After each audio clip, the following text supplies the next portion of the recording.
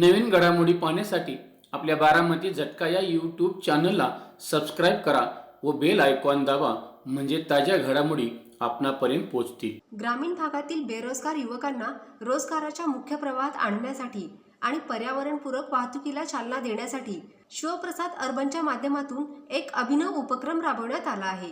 या उपक्रमांतर्गत युवकांना 100% कर्ज पुरवठा करून दूध वाहतुकीसाठी इलेक्ट्रिकल गाड्या देण्यात आल्या आहेत।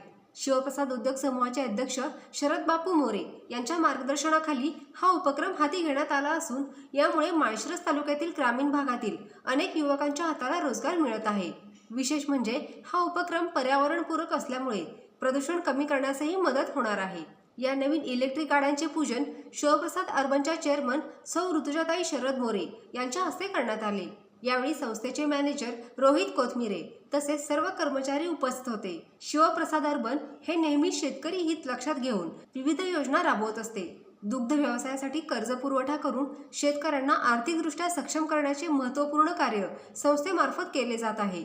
या नव्या उपक्रमामुळे युवकांना रोजगार, शेतकऱ्यांना आधार आणि पर्यावरणाला संरक्षण असा त्रिसूत्री लाभ मिळणार आहे।